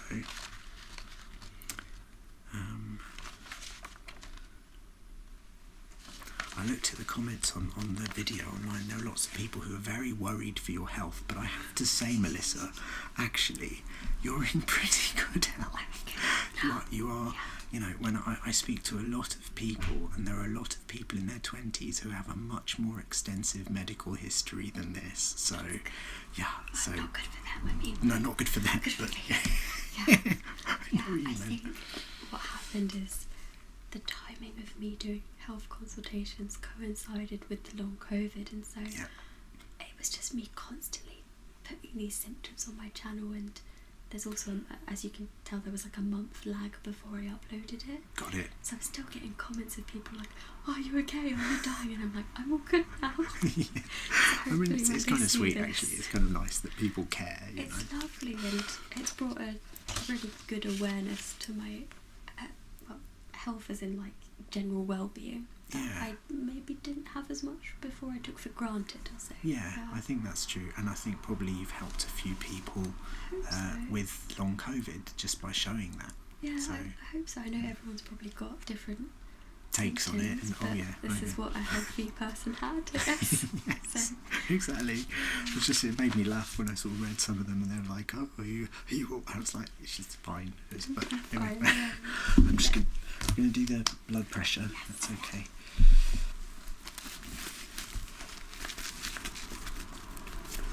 I mean, not to minimise, because it is like when you get those symptoms, it is really scary. But particularly when you come from a background of feeling okay, by just being like reading some of the comments, it sounds like on death's door or something. It's just like no, it's okay. It does. I've always been told to check new things like my thyroid or what else was there? I think someone thought I had like a chronic fatigue or something. Okay. I'm just like, I don't have it anymore. But well, I mean, whatever I had. just to give them their due, I think some of these things are things that you would want to eliminate. So if this was a new thing, but because by the time you came to see me last month, you were already on the up, so that positive recovery trajectory, sort of like, that's okay, this is naturally on its way out anyway. If it had been a brand new thing, I'd have probably advised you to go and get some bloods done just to check the thyroid and to eliminate that, just MOT. So I get it, but it is a bit scary when you're first. It is. It's just the weirdest symptoms as well, like random things popping up. I can never find my stopwatch on here. Right. Let's do pulse and blood pressure. Okay. So when you're ready. Super.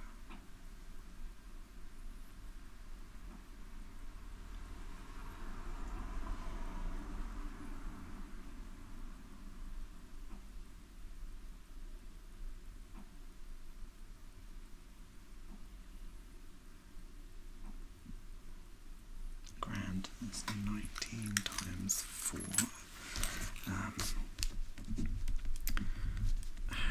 It'd be good to be good at maths. I'm not.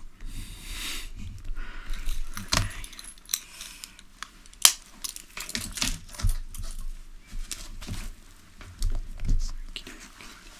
Right, could I just get your upper arm, Melissa? Is that right? Yes, Molly, thank you.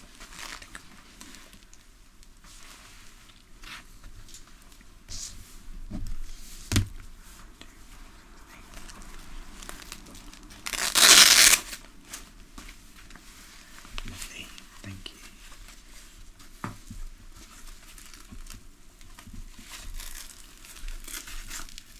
Does that feel fairly tight? Yeah. Good. Thank you. Okay, thank you. Just strain the arm a second. Thank you. That's lovely. Relax the arm again. Thank you. That's great.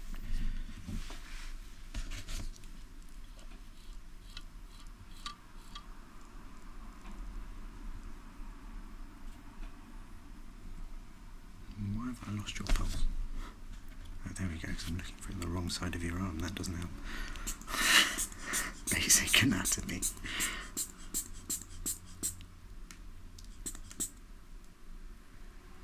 There we go.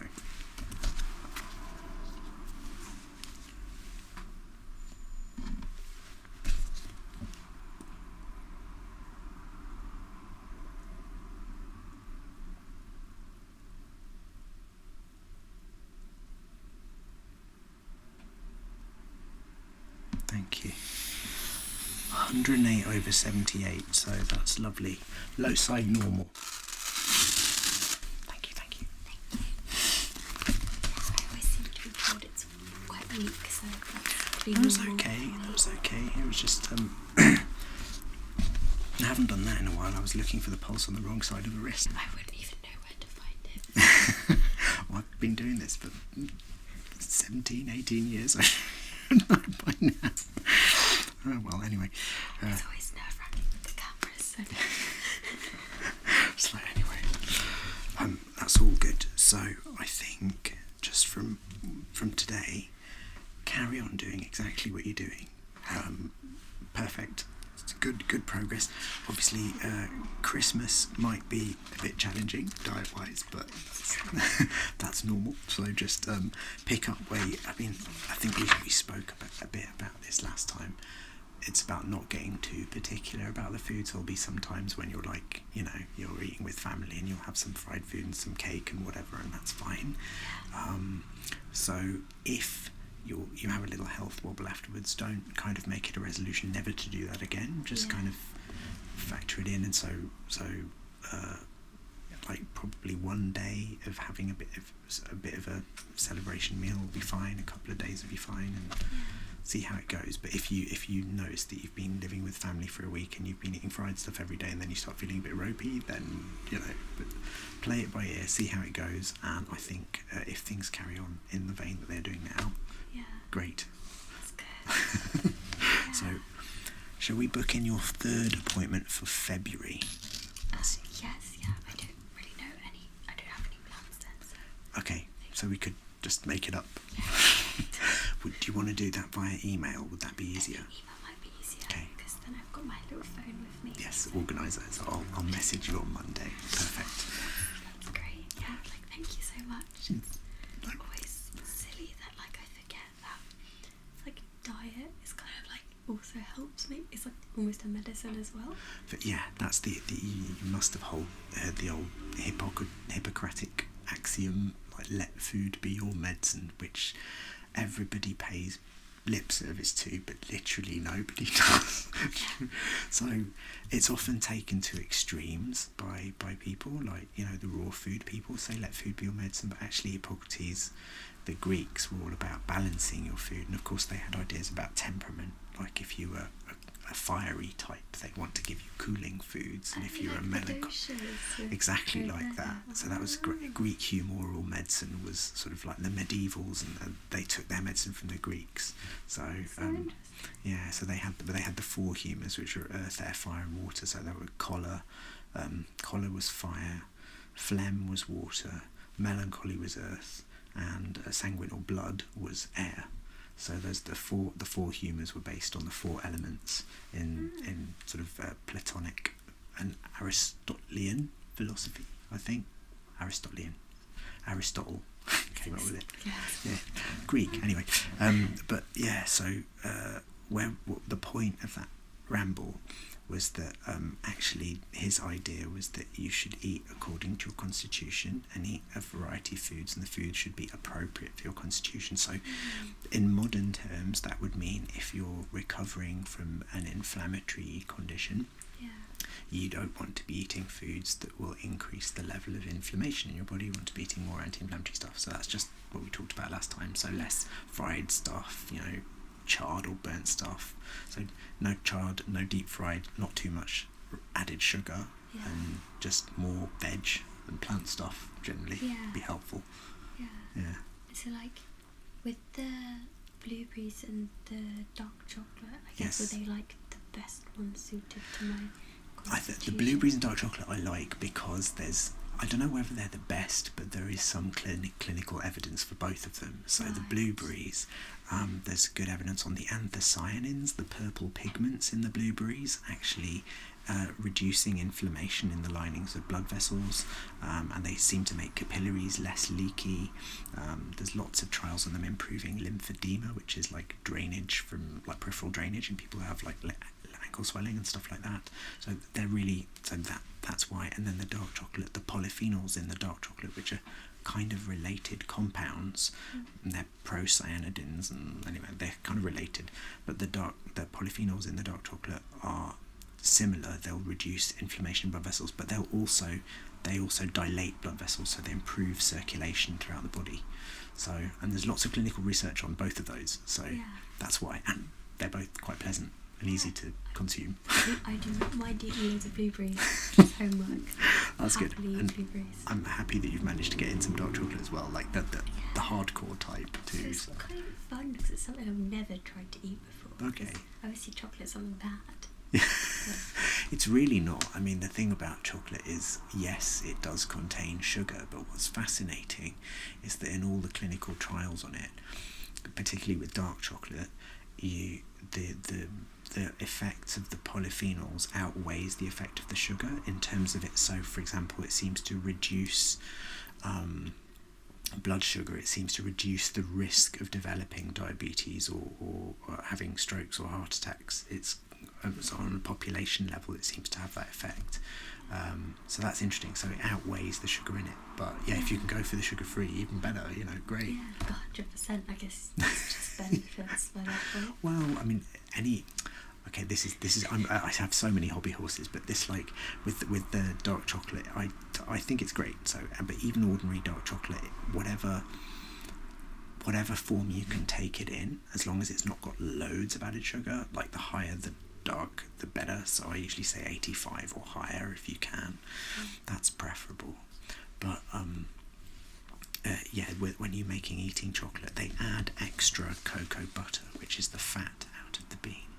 So So they add a little bit extra of fat because that gives it the snap and the solid sort of properties. But it's so if you think about cocoa beans are 50% fat anyway because they're like nuts. And then they're ground to a liquid once they've been toasted, roasted, whatever, ground to a liquid, shelled, ground to a liquid, and then you add extra cocoa fat and then a bit of sugar. Now in 100% dark chocolate, they'll just add the extra cocoa fat. So it's like just, it's, you know, the optimal form would be like just the beans. It's as natural as possible. But you actually want to enjoy it and for it to be a part of your, you know, an easily obtainable form. So that it's still really good for you. So do some people actually just eat the beans? Is that no, possible? some people do, but you can buy the nibs from supermarket, which is just the beans, and you can put them. People put them in smoothies and whatever. But I think actually, if you put them in smoothies, there's a risk of like if you combine them with other things with protein in them, the polyphenols can bind with the proteins, and you can reduce the absorption a little bit. So it's better I just think have the chocolate. It's fine. It's simpler and more pleasurable. So easier to think about than all these like little reactions. Yes, yeah. I mean, the if you wanted to get really like, because I'm obsessed with chocolate. So if you wanted to get the really, you could get the beans and then grind them and then make them into a traditional drink with water, which was how they're made. But then that's like, so you can do that, but like hot we're chocolate. not. Yeah, but the original. Yeah, so it's really rich and it's lovely. But then I'm not trying to get you to substitute coffee or tea I'm not really worried about the caffeine. It's just like the daily intake of regular doses of these polyphenols. Same with the blueberries, where we want the daily intake of those anthocyanins in there, because those over time will really help your circulatory system function better. It's always good. Yeah, exactly. Wish the fried foods have like zero things like that to help. So exactly. More I have the blueberries it's instead. offsetting. Yeah. Exactly. So, I feel like I learned a lot since that session. I got really interested in stuff because, gosh, is it the ages or something? We talked in detail about some sort of fried food encouraging. Was it AGE? AGEs. Yes. Something like that. Advanced glycation end products. Just ended up looking on like a little like nutrition for dummies kind of book. It's so interesting. They're helpful, although I have to say those for dummies books aren't really necessarily for dummies. Some of them are quite like, what? But either way, it's inspired me to Excellent. be more interested in health in general. Good. And like longevity. So, that makes me happy. Good. Yeah, I'm glad. Excellent. Thank you for coming. Likewise. Right. How have you been? Good, yeah, quite good. Okay, good. All right. Well, we'll get into it in a minute. Just get us some water. Thank you. You like almonds? Yes. Good, because I've added a bit of almond flavouring to the water. Just makes it a bit less boring. Oh, I didn't even know you could do that. Yeah, it's a little, it's a very, very easy party trick of mine to make water less boring. All right, so last time, yeah, it's all right, isn't it? It's really nice. It's sort of like a little bit Battenberg cakey. It is. It's like a dessert. Yeah, I really like it. It's super easy.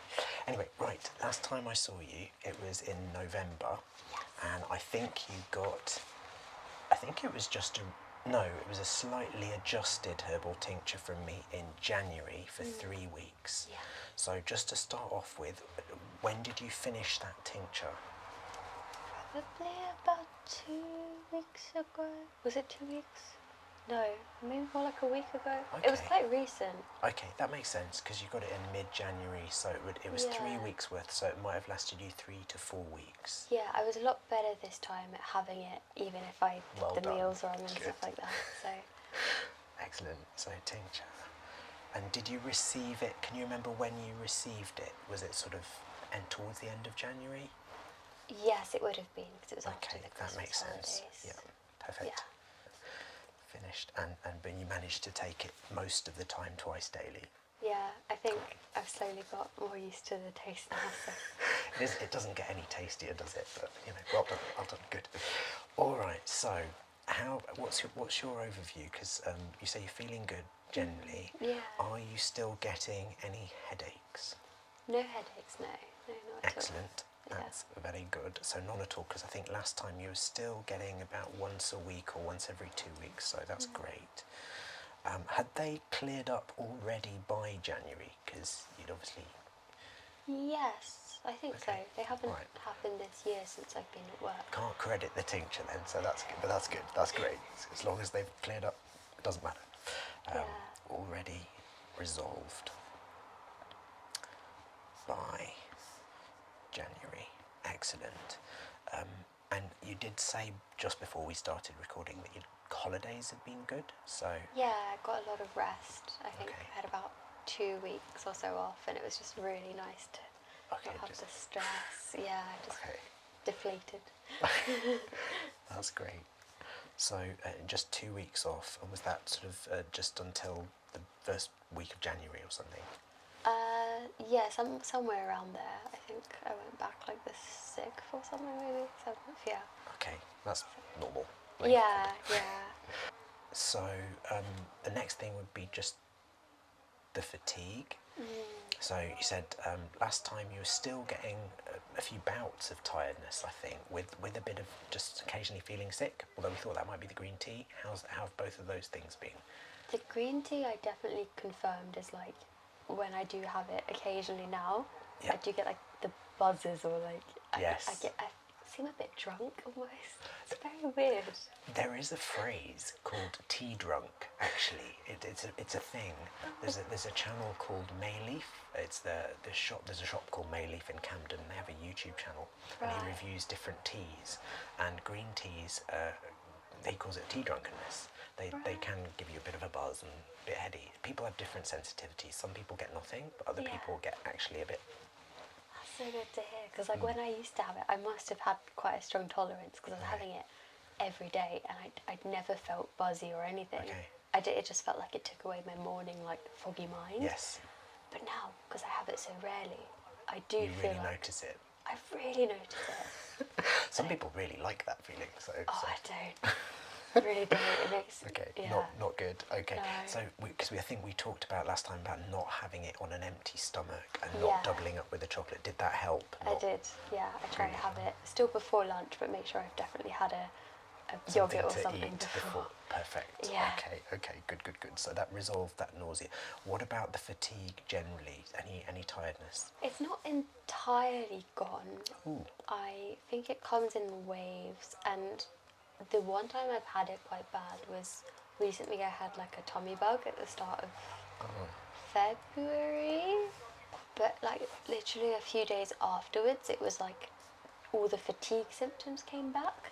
Okay. And I remembered what you said, something about like inflammation in the Yes. body, and it really did feel like that lined up with it. That Okay. It was it just that suddenly extra bit came of back. physical stress had re-triggered that initial. Yeah. Because it hasn't been back since. Good. So I think that's okay. It is a bit like it's like a non-linear recovery curve, and any time you get anything that will push up your level of physical inflammation a little bit, Yeah. whether that be eating a bit of too much like deep fried food, or just doing some heavy exercise, or an illness, that might just temporarily re-trigger those post-COVID-y symptoms, but each time it should get milder because your body's returning more and more towards its normal baseline. yeah. So yeah, that makes sense. good. How long did that fatigue last for? Gosh, about a week. Like Okay. yeah. And I was out of action for that weekend. Just Okay, so to 1 week, not and was that move. 1 week of continuous tiredness? Or? No, it got better each day. Okay. But just felt like my body was like lead, and I didn't really want to go anywhere. Okay, Which got is good it. because I had no plans that weekend. So that worked out at least. Did, That's yeah. 1 week low energy, slowly improved. All right, so good, no headaches, a little bit of tea. Tell me a little bit about the tummy bug, as in like when you say tummy bug, feeling sick, or did you feel sick? Any nausea? I did have a bit of nausea, yeah. I could only seem to eat crackers. That's normal. Yeah. Okay. So I didn't really want tea or anything like too many liquids either. So Sure. I was just having cracker bread and butter and Butter? yeah, Oh dear. still put Okay. butter on it. When you just Here's a tip: when your tummy's upset, just stay away from fatty stuff. Crackers. The acronym is BRAT: bananas, rice, apples, tea, and toast. BRAT: bananas, rice, apples, tea, and toast. For some reason, they all seem to be pretty good. I feel like intuitively, I always end up having apples and crackers Yeah. and bananas. They're So all it's kind of weird helpful. that the body knows. Yeah. Not so much butter. Stay away from butter. I mean, we put it makes butter on the crackers crackers. tastier. Yes. It does. It's just crackers. It's quite sad. I know, it is a bit sad, isn't it? But I tell you one. Okay. So you got that tummy bug. How many days were things off for? About 4 until Okay. it was entirely gone. Okay. Thank you. Any fever? No, just like really weird cramps Cramps where? in my stomach area. Cramps. Okay. Yeah. Okay. Now, you say it was a bug, not something that you ate. I actually don't know if it was. I just Okay. called it a bug. Yeah. Okay. Got it. Okay. Did anyone else get it? No. You know? Okay. And had you eaten anything unusual before getting it? I don't think so. Okay, probably was a bug, but you know, Yeah.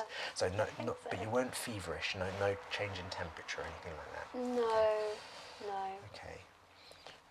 Resolved, and since then, no more problems. No, none at all. Perfect. Okay. And that's like the first cold I've really caught this year. Okay. So. The first sort of illness. Right. Good. Okay. Well, not good, but good. You know what I mean. All right. So you mentioned last time this wasn't a major thing, but there was a little bit of period pain. Has that recurred? Have you had more of that? No, not more. It does seem to be like it's always been just concentration on the first day. Sure. Anyway. It hasn't been so bad that I don't want to go to work or anything this time. Okay. Like I can soldier through it. Good. All right. But still on the first day, a little bit of discomfort. Yeah, So, yeah, okay. a little bit, yeah. Okay. Thank you. No, probably not as much as before though. It's like I don't think we gave it a score out of 10 or whatever last time, so difficult to quantify. Did you have to use painkillers? No. Okay, you're not. I don't think you did last time either. So. No, I think even if it probably is the pain level that I would have some, I just don't. Yeah, tend to avoid it unless It's you absolutely a have monthly to. habit. So. Yeah, sure. All right. Now I am hoping that because last time you were able to go walking again, which is great, and function shopping. Are you back to normal functioning now? Would you say? Yes, other than the recent Bout fatigue of fatigue thing, like post the wave. stomach thing. I've been great, just Okay. fine walking. Didn't even have to think about it as an issue anymore. Good. That's how it should be. Yeah, I know. Christmas I went on walks as usual. That's great. So no more having to think about walking, which is important. Sounds good. All right. So I think what else did we have? I think those are all the main things. I presume you've not had any chest pain. No. Excellent. And I think that the headaches were mainly around the eyes, weren't they? So that they seem to have resolved. Yeah, I think that got a lot better straight away when I changed the brightness on the computer screen. and was trying to take more breaks and like do the stretches in the That's kitchen. really important in your line of work, so Yeah. you can take that one to the bank. So that's good. All right. So let's just go over the few homeworky bits then. So the blue light stuff. Are you using blue light filters? I put it on night mode, so potentially. That's it. That's Okay, exactly right. yeah. Exactly right. And on devices, I think we said at all times. Are you doing any of the meditation? It's just a sort of 1 to 3 minute meditations. I have some nights, so Okay, I that's got good. a bit lazy in that I do it when I'm lying in bed. That's fine. So Yeah. actually, another therapist mentioned to me that I need to be doing it, and then it reminded me. I was like, oh, I'm really not. I keep putting off the meditation the most. Well, okay, here's the thing. My 2 suggestions would be, firstly, don't make it into a huge should, because that'll kind of like, it really negatively weights it. But secondly, I think I've said this to you before, it's one of my favourite sayings: set a low bar and stick to it, right? Yeah. So if it's like, oh, I've got to do this 5 minute, just make it 1 minute, just make it as low as possible, and then fix it to a particular routine. So for me, I know it's when I start getting ready for bed, that's when I'll sit down and do my meditation, or like I do my teeth and then my meditation. So it's part of my... It's like habit stacking. Yeah, exactly that, habit stacking. So it becomes part of the fabric of your daily reality. So two major points. If you're finding you're resisting, make it easier. Make it smaller, shrink it, on the principle that it's better to do your teeth every day for 30 seconds than it is to do it once a week for 5 minutes. Do you know what I mean? Yeah. It's like same diff. So and often with the meditation, once you start, if you are really stressed, sometimes you'll want to go on for longer, and sometimes you won't. Sometimes you'll be like, oh, that's enough. But just the principle. So play with that. But that's great. It's fantastic that you've been doing it. So that is not definitely not enough. Well, I don't know what's enough. Do you know what I mean? It's just like true. building in a new thing. So. Yeah. I like the idea of trying to do it with like teeth brushing or something though. Okay. Because definitely wouldn't forget it that way. Yeah. So to hook it to something, make it part of the day, and then just make the sort of barrier to entry much lower. So it's like a much lower thing, and then. Because it's like the same principle with an exercise routine. Everybody tries to like, I'm gonna get myself in shape, and they go to the gym and try and do it, and then it's like within a few weeks they're like, I'm not going anymore. Whereas if they just said, I'm gonna do 5 minutes of stretches every day, and then maybe if I feel like it, I'll do more. That would, do you know what I mean? It's more like, sustainable. Totally, and build from where you are at. It's sort of Anyway. That's fantastic. You've actually been doing some because you didn't used to. It's so not that's great. zero. No. So that's a 100% improvement from previous. So that's great. And are you still maintaining a little bit of dark chocolate and blueberry intake? Blueberries more so than dark chocolate. Okay, fine. Only because I ran out at one point, and then Fine. there's only like one specific Sainsbury's where I can find the brand, and I had to go back and get that. But I'm back in the habit now. It's more on weekdays because I have it as like part of my work routine for lunch. But blueberries I am so good at. Like, excellent. They're so easy because you can get them like anywhere. I just have them with yogurt every morning, like as my wake up routine. That is a good and healthy addition. So excellent. All right. So dark chocolate, sort of a few times a week. Yeah. Well, that's I do really like it now. Good. It's so weird that the first time I had it, I was like, this is so bitter. Yeah. But I ended up liking the bitterness over time.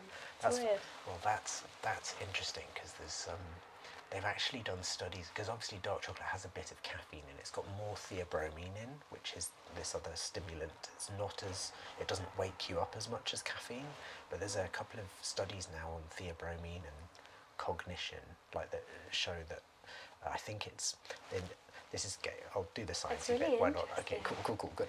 Okay, because I can go off on tangents. But in the petri dish, theobromine seems to increase the amount of BDNF, which is brain-derived neurotrophic factor, which is this compound that encourages nerve cells to grow new projections, new axons.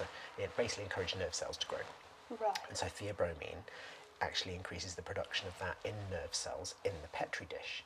Okay. But they've actually done a small human trial where they gave humans, I think, just straight up theobromine, not dark chocolate, but theobromine for a month or so, and measured the amount of BDNF in, I can't remember if it was their blood or their spinal cord fluid or whatever, but they measured the amount of BDNF and it went up with the theobromine, and then after a month it was still higher than baseline. It had gone down.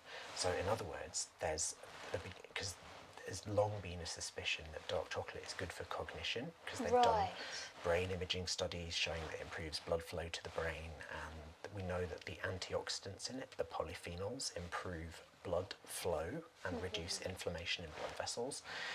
But now there's this little study showing that the theobromine in it might actually encourage like repair of damaged neurons or new nerve outgrowth in the brain. So that's super cool. So it is actually a sort of a brain stimulant. But the initial tangent, that was the second tangent I thought of. The first tangent is that any food with caffeine in it, and dark chocolate does contain some caffeine, people just get to like it. They've done studies where they've flavoured foods with a bit of caffeine, and because it's got that little neuronal tickle, a little bit of pleasure circuitry tickling, people actually get to like the flavour because it's got the caffeine in it. I guess that's what happens with coffee. Yeah, exactly. Because obviously the actual flavour of coffee is pretty rank. The first time you taste it as a kid, it's like, oh, but then people get habituated to it because they're like, oh, caffeine. So it's kind of tasty caffeine is the vibe there. I mean, the same happened the first time I had green tea. Actually, I don't think I liked it originally. I Yeah. forced myself to keep drinking it because And then eventually I thought it was healthy, and now I'm addicted. I love the taste. yeah, that's so interesting. That's what happens. So I mean, the thing about it's like almost like choose your. I'm not going to say addictions because addictions is a hardcore word, but it's like choose your habituations. Let's say it's like a milder version, because I think with something like dark chocolate, it's a fairly positive substance to become habituated to, because all the science says it does good things for blood pressure and cognition and whatnot. So, Great snack. yeah, exactly. And the fact that you're having it a few times a week is pretty perfect, because this is my final tangent, then I'll shut up and get on with it. But we've got good. I think there's a few studies now where they've looked at life expectancy and sort of they found that dark chocolate is one of those substances which is associated with a lower relative risk of dying from all causes. They call it all-cause mortality. Right. So relative risk doesn't mean absolute risk. It doesn't, but it means relative to if you didn't eat it. So to people who don't eat it. Right. But it's quite significant. It means like it's a 34% reduction in relative risk from all-cause mortality from some studies. So that just means if you eat dark chocolate, and that's just 2 or 3 times a week, it will make you less likely to die, all else being equal, than if you didn't, which I think is a good thing. Yeah, so it's like an all-around positive to eat it. And it's particularly from from heart disease and from cancers were 2 of the things they found. So Oh wow! They So it's say very that cool. about green tea as well sometimes. green don't tea is they? very similar because they think it's the procyanidins, the type of compounds in them called flavonols, which are very similar kinds of antioxidant. So yeah, it's really groovy. Hey, anyway, right. Yeah, it's so interesting. All these like, They it feels like superpowers a bit. Like but which they're potions do you take? But they're just little tweaks, and I don't regard them as superfoods because that's mythical.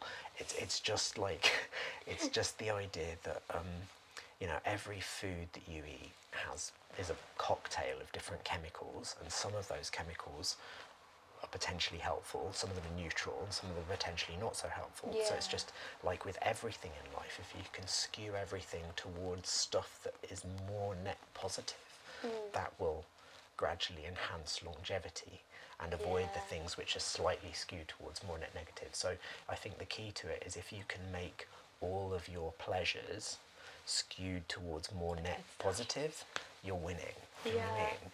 Yeah. Like everyday choices are gonna pile up. Exactly, With that sort of thing. exactly. So it's not about becoming an ascetic and giving stuff up and going to live on a mountain and drinking yak butter or whatever. I mean, like, whatever. Anyway, right. Not that you were planning to do that, but... So, I mean, I probably like the butter. Years. Okay. All right. So, good. No, but all good. This all sounds good. So, I mean, I think there's no... I'm not going to herb you up again because basically things have been okay. I think what I'll do is I'll have a little think after this and maybe suggest you some herbs in a tea that you could DIY and then have on hand if the fatigue or dizziness comes back. Do you know what I mean? Yeah, So that sounds you've got great. a toolkit. Yeah, and I love Okay. tea. Cool. All right. Yeah, Really? and I also still have the elderberry. Is it elderberry? Elderberry that will... Elderberry Yes. drink as well that you said. Perfect. When I That's did just... have the tummy bug, I was trying to have that. Oh, it might. Elderberry is brilliant for viral infections. So it's really, really good, particularly for respiratory tract stuff. So it would really help colds, flus, anything, COVID, anything virally. We don't know for 100% for COVID, but we know from the lab that it contains anti-COVID compounds. Okay. So definitely in the laboratory, elderberry contains compounds which prevent COVID getting into cells, so that's good. And it also, we know from lots of studies in humans, it reduces the length and severity of respiratory tract infections, including flus and whatever. So there's, anyway, whatever, I won't get, that's but a whole again, other tangent. Yes, definitely. But it might not help so much with tummy bugs unless it was if it was definitely a virus that was causing it. It might help, but elderberry is ever so slightly laxative, so it might have been a swings and roundabouts situation. Fair enough. Okay, that's good to know. It's very good to have in the cupboard because if you do get, if anyone, you or anyone in the household gets a cold or flu, you just start boshing it straight away. So give the elderberry. Yes. All right, let's do the pulse and blood pressure.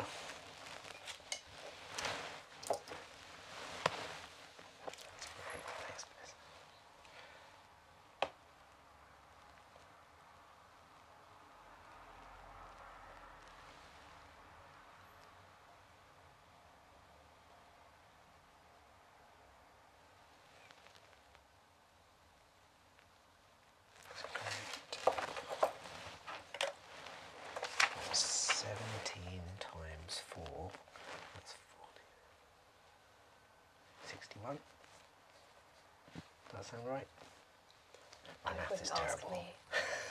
40, I've got to 47. 17 times 4, that's 40, 28, no, so that's 68, which is good anyway. I'll believe you. Yeah, my math is not my strong point at all. It's my least favourite subject. Oh, really? I quite liked it, I was just a bit rubbish at it. That's the saddest one. I know, I was good at art and English, and I was okay at biology, but maths I was terrible. But I did kind of like it. I was really upset when I got moved down a set because I couldn't keep up with the homework. Oh, this is just tragic. At least I just hated it from the get-go.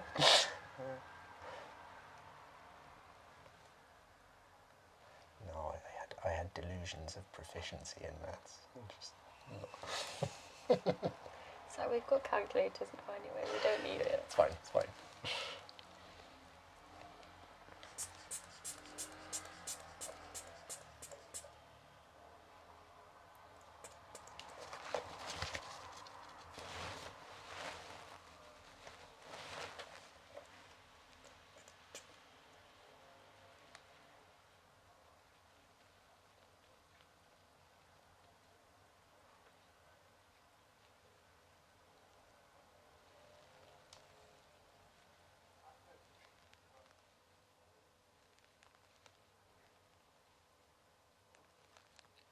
Perfect, thank you. 108/68, which is a nice low normal blood pressure. That's Brilliant. Thank you very much. Okay. Yeah, I think I always come out as like the lower end. So Yeah, which is great. quite constant. You've got wiggle room, so Yeah. should it be needed. Great. Okay, so I think, obviously this is our last session, so you know where I am should you need me. Yeah. No, so all good. So what I'll do, I'll put a little prescription, a tea prescription together, email it to you on Monday. If I think of any other bits of homework that might help, but I think for now, just keep on with the meditation, low bar, keep it simple, a little bit every day. Yeah. Keep on with those little dietary bits, the blueberries, dark chocolate, and carry on. Keep up all the past homework. keep up all the past homework. Yeah, exactly. And but do let me know if any. I wouldn't expect it. It does sound like it was a one-off. I'm going to assume stomach bug, but just let me know if any digestive gubbins happens again. Okay, yeah. Okay. Thank you. Yeah.